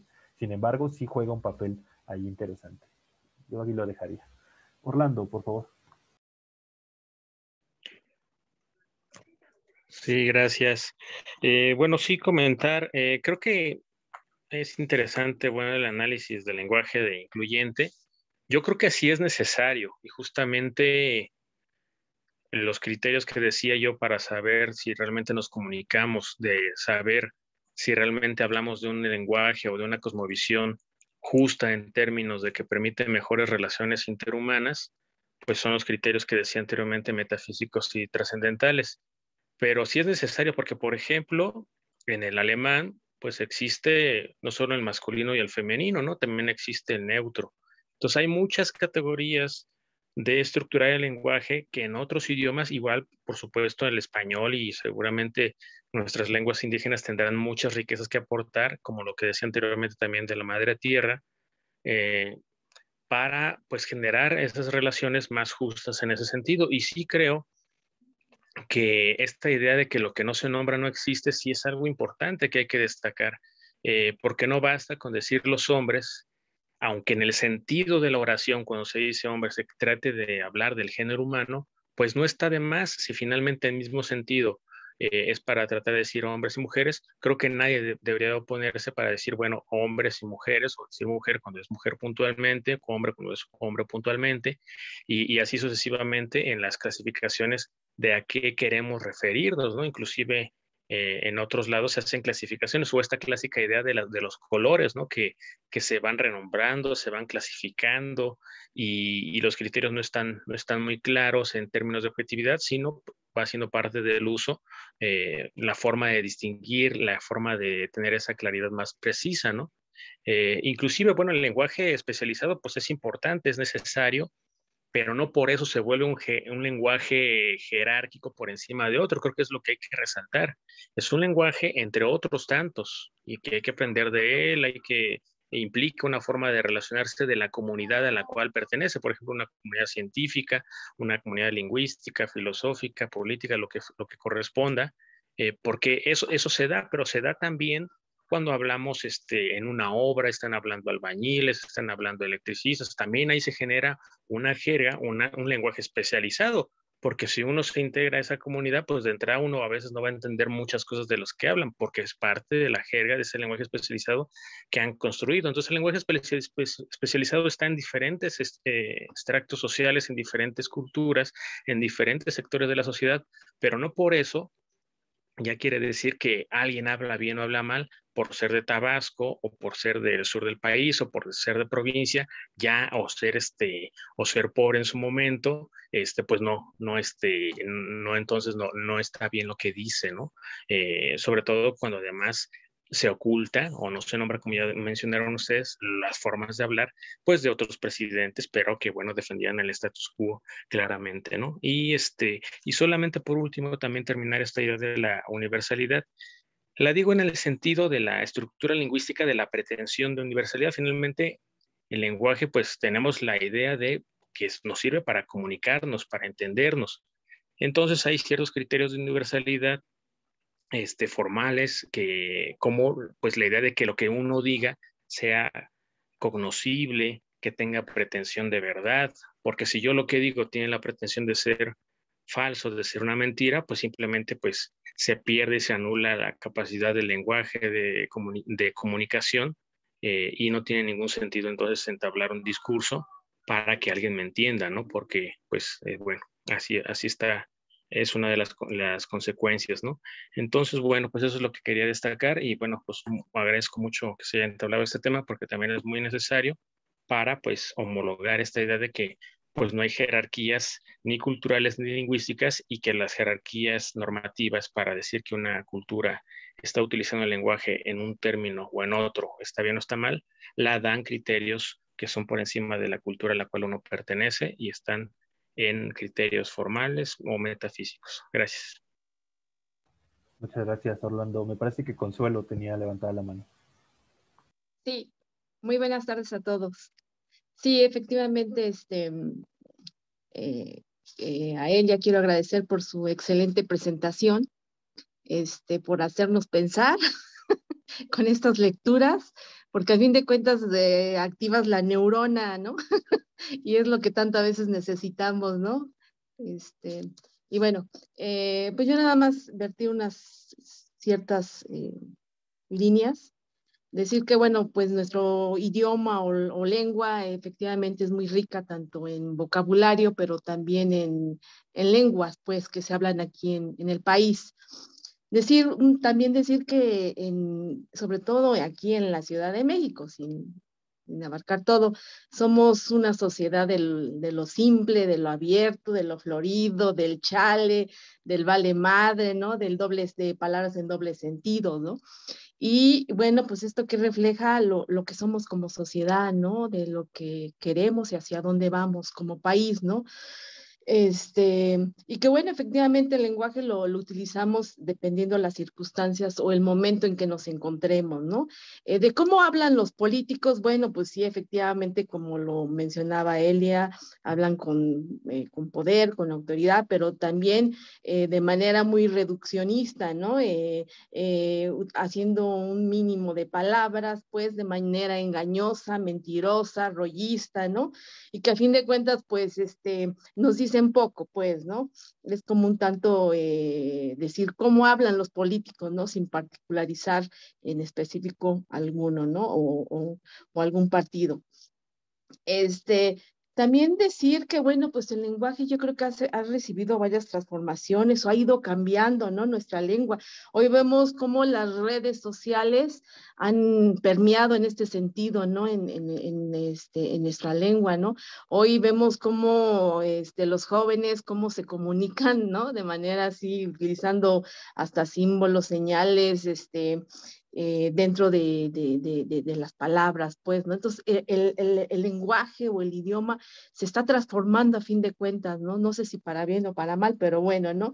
Y efectivamente tenemos una gran riqueza, nuevamente lo menciono, en lenguas, y que además, como lo había comentado uno de los ponentes, con esa cosmovisión que es tan esencial e importante, pues, ¿no?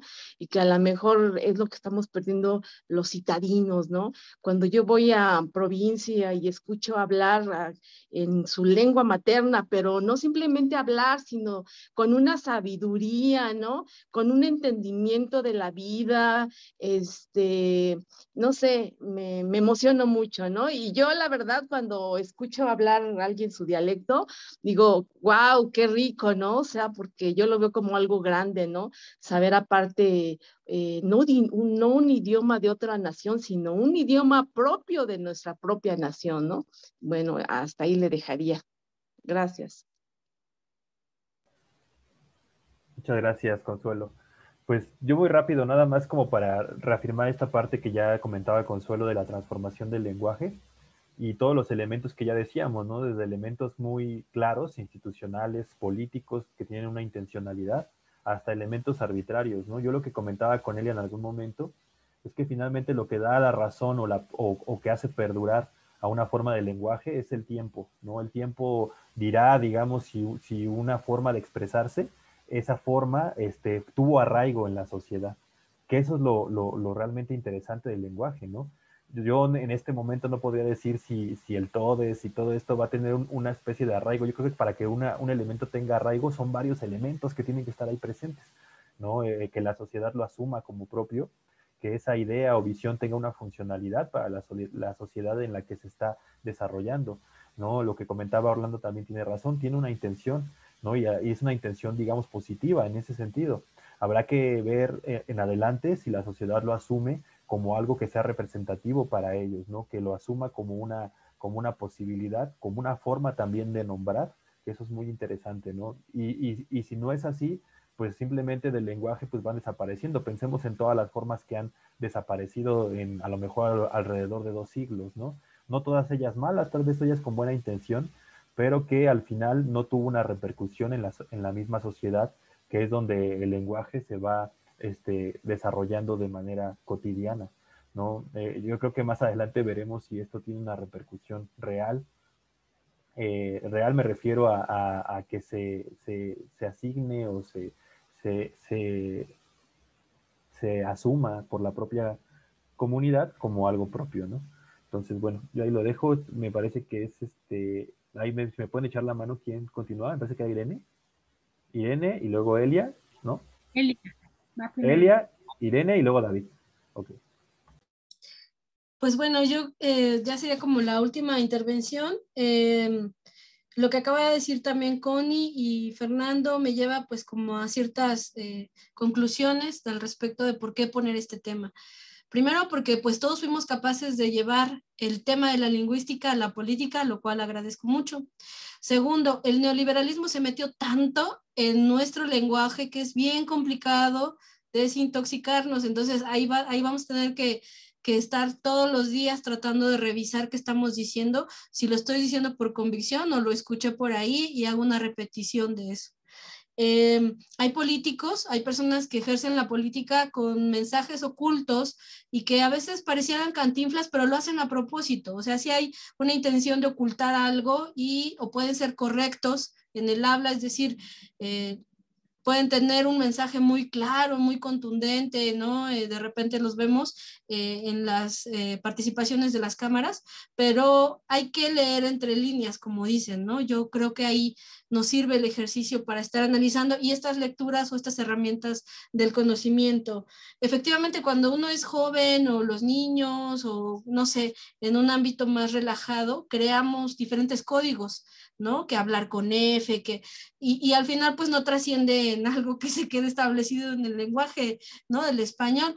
En cuanto a la inclusión, yo lo veo, de hecho, Conchita Company ya se está suavizando, ¿eh? Ya salió en su última participación a decir, bueno, es que es una expresión social y están tratando, efectivamente es una expresión social de personas que están tratando de poner su tema o sus necesidades en lo social y en lo político, lo cual me parece que yo acompaño esa necesidad.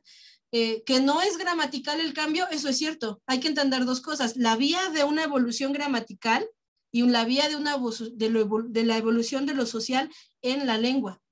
Y es lo que las personas no binarias están tratando de colocar. Y eso es importante, sí. Que vaya a ser una modificación gramatical, yo lo veo complicado, pero no sé, no me puedo adelantar al futuro, simplemente no lo creo, porque están utilizando incluso hasta el pronombre de manera no gramatical, ¿no? O sea, de hecho nosotros tenemos neutros y el latín vulgar tenía neutros y por ahí tenemos vestigios de eso en nuestra habla, pero el neutro no es que no significa que no tenía género, sino que no era ni femenino ni masculino y había una forma de resolverlo, ¿no? Que además eran declinaciones y bueno, cosas que medio ñoñas del español. Y finalmente, que nosotros al entender, es cierto lo que dicen otras personas cuando Andrés Manuel generaliza, porque pues tampoco es que hable sea el modelo para hablar. Él está haciendo un esfuerzo que a mí me parece interesante de comunicar claro, estandarizar la forma que él comunica para que no quede duda, pero a veces sí cae en la generalización o en el reduccionismo, ¿no? Entonces creo que, y como hablante, pues tiene derecho a eso también, ¿no? Todos hacemos algún momento ese tipo de generalizaciones o simplismos, sea en un tema político o no. El asunto es que él tiene un cargo político para todos y ahí es donde está el peso, ¿no? Tratemos de, en nuestros espacios, tener esa posibilidad de comunicarnos y no creo, y finalmente yo creo que esto de las comunidades lingüísticas nos enriquecen, siempre va a ser en favor del enriquecimiento. También en el texto decía por ahí que un pueblo se mide por la riqueza de su léxico, ¿no? O de su vocabulario. Y bueno, si nos ponemos en comparativa, decía David, o no me acuerdo si decía Orlando, el alemán tiene una complejidad tremenda, que con una palabra pareciera pictograma chino, ¿no? O japonés, porque te meten una serie de cosas, el Lebenswelt, tampoco soy hablante de alemán, no sé si se pronuncia así, que no tiene una traducción, ¿no? Al español, o el saudade, o una serie de palabras, o el chocolate, que tampoco tiene traducción en ninguna otra lengua. Es decir, hay ciertos elementos del lenguaje que no van a ser traducibles a otra lengua, pero lo que sí podemos es tratar de traducirlas y que eso que tradujimos o que vamos a tratar de llevar a nuestra cotidianidad nos sirva para un bien común y que no sea una forma de estigmatización hacia los demás. Yo plantearía así la forma de ver el español. Gracias. Gracias, Eli. Irene, por favor. Sí, bueno, esto ya también igual en mi última participación diría que la función de la comunicación, como Engels lo planteó en este texto muy pequeño de La mano en la transformación de mono en hombre, o sea, la comunicación, la necesidad surge a partir del trabajo colectivo y esta necesidad de decirle algo al otro, ¿no? De esta congregación humana de la que somos partes y después convertimos en sociedad, pues se va complejizando. Y en esa necesidad de decir algo, no siempre lo que se quiere decir es, por supuesto, es humano, pero no siempre es para recrear los mejores espíritus, necesidades, condiciones humanas. Yo, un poco recordando el día de hoy, que es 26 de septiembre, que por desgracia hace 7 años se desaparecieron 43 estudiantes normalistas, asesinaron a más y bueno, se creó una condición de terror sobre la cual seguimos cargando y que a muchos nos dolió más porque, bueno, por jóvenes muy pobres que estaban buscando mejorar su condición de vida y la de sus pueblos a partir de ser profesores rurales. Entonces, todo el significado, o sea, si quisiéramos pensar qué significa que hayan desaparecido a 43 estudiantes normalistas, es que está involucrada toda nuestra historia ahí. La pobreza, la marginación, que hayan sido hombres, que se dedicaran también al campo, de que por una cuestión seguramente que todavía no lo sabemos bien, pero ese cuarto autobús que traía seguramente droga, que es el móvil por el cual los asesinan y que ellos no lo sabían. Entonces, sin embargo, operó todo el Estado, ¿no? Todo el Estado neoliberal operó para desaparecerlos, que ese es un mensaje. O sea, lo que le hicieron a Julio César Mondragón, quitarle el rostro, es un mensaje. Lo que le hicieron a estos jóvenes que siguen desaparecidos es un mensaje. Lo que la sociedad y los padres principalmente están exigiendo con el encuentro de estos cuerpos, por lo menos, de saber dónde están, también es un mensaje. Entonces, ahí lo que se está jugando en este día, digámoslo así, que no olvidamos, también es esta disputa por la comunicación, por el lenguaje, por la recreación de lo social, que me parece me parece, creo, lo más importante de la posibilidad de desarrollar un lenguaje, de utilizarlo, de recrearlo, de transformarlo. Es porque nos transformamos a nosotros mismos. O sea, cada cosa, como decía Elia, cada cosa que hablamos, cada cosa, cada imagen que nos transmite algo, nos está recreando. Si nos hemos vuelto insensibles ante estas condiciones, si ya nada nos mueve, si no nos indignan ciertas cosas, si nos es indiferente el asesinato de estos jóvenes o de las mujeres o la desaparición de niños y niñas, si nos es indiferente la sobreexplotación o cuando vamos en el transporte simplemente porque es hombre, aunque venga destruido de jornadas intensas de explotación y yo porque soy mujer no lo dejo pasar o no lo dejo sentarse. Yo creo que también todo esto cuenta porque justo está hablando de este diálogo con nosotros mismos, con lo que somos, con nuestra propia humanidad y con los demás. Entonces, a mí, por supuesto que también aplaudo el tema, me parece que eran de las cosas, temas pendientes, ¿no? De entre tantos que tenemos, pero sí me parece importante que todo el tiempo no solamente pensemos en las palabras que utilizamos, sino principalmente en las acciones hacia nosotros y hacia los demás. Y eso incluye desde la alimentación, las cosas que miramos, los videojuegos que utilizamos, pues todo está en juego, ¿no? Todo está puesto en cuestión y me parece que sí, sigue siendo importante llevarlo al ámbito político porque finalmente todo es político. O sea, todo, cada palabra que pronunciamos, la forma en la que pensamos, los sentimientos que desarrollamos y que traducimos en el cerebro, todo es político y nos involucra no solamente a nuestra individualidad, sino nuestra colectividad, ¿no? Y nuestra propia existencia histórica. Entonces, yo le dejaría, y muchas gracias, Elia, muchas gracias, Fer, también, por todo. Perdón Gracias, por el Elia. asalto, pero efectivamente, por eso le pusieron la verdad histórica. Ahí las palabras juegan mucho, exactamente. David, por favor. Gracias, rápido. Lo que acaba de decir Elia es interesante e importante, y yo volvería a decir justamente al lenguaje llamado inclusivo, le llaman hipercontextualidad, y justamente viene desde los 50, desde el 57, donde se funda todo lo que hoy está aconteciendo, desde ahí viene. A eso le llaman ahora, y yo de verdad, a mí me sorprende que haya una institución en Puebla, financiada, claro, por la Open Society, que le llama la reingeniería biométrico tecnológico social.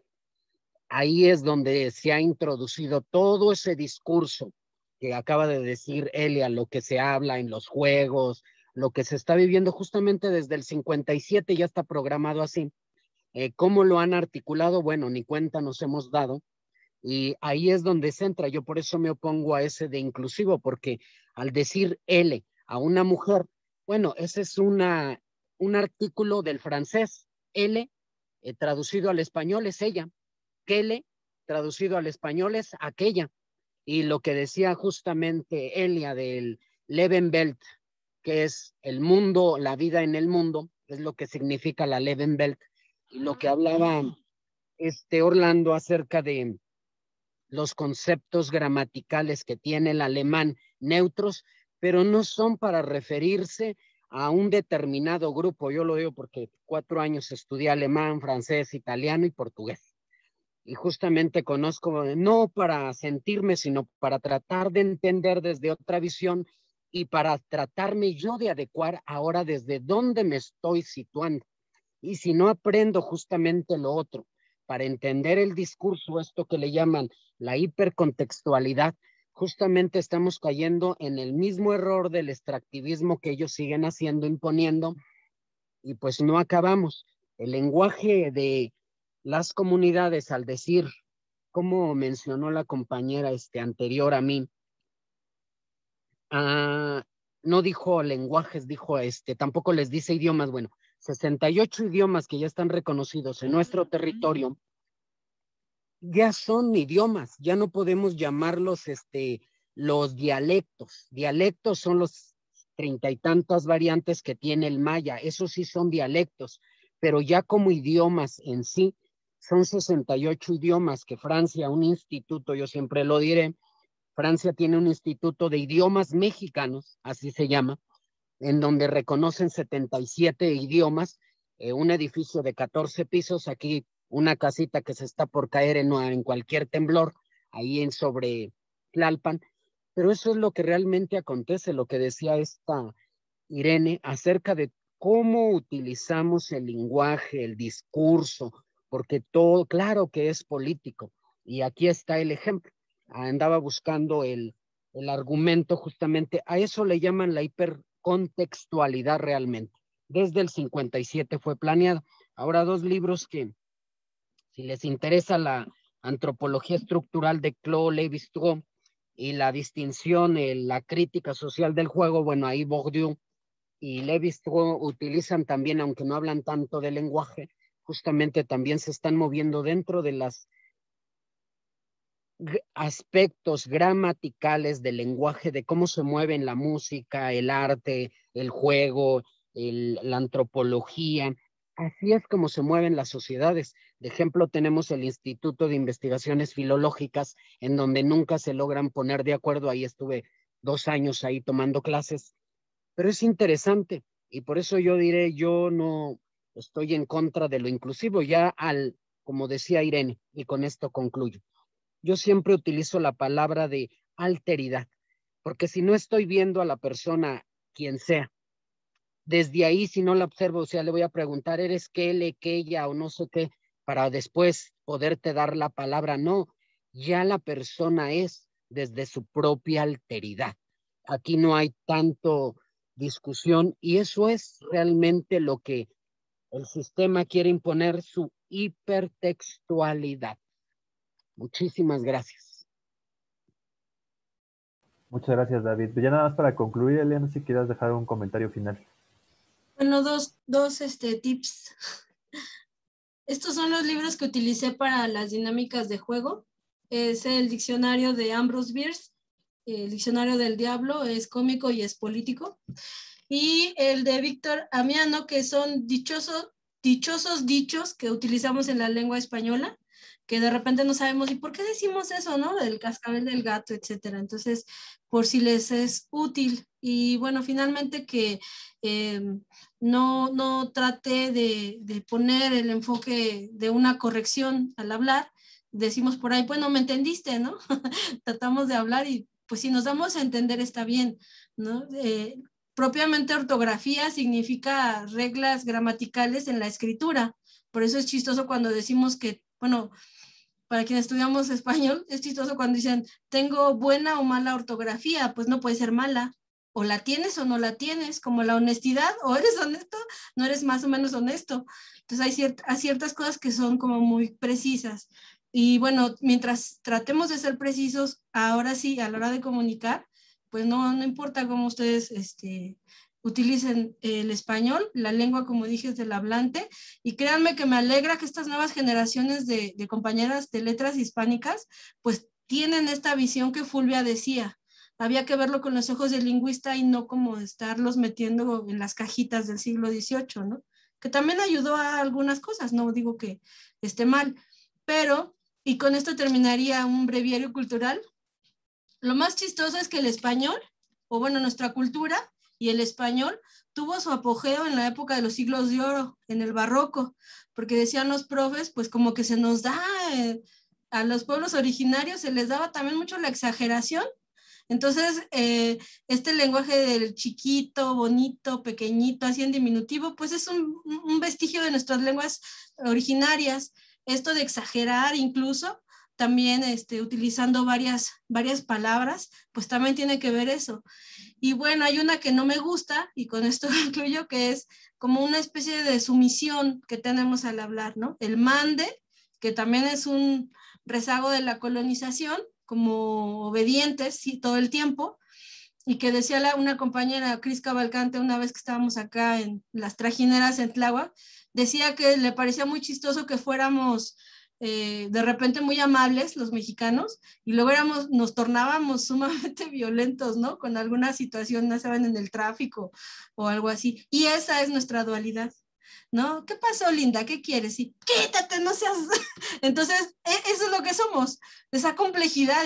Y vaya, pues puede a veces no ser tan buena, pero hay que describirla y entenderla para poder saber qué hacemos con esa complejidad.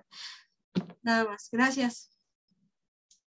Pues agradecerles a todas y todos ustedes su participación, agradecer a Elia su exposición.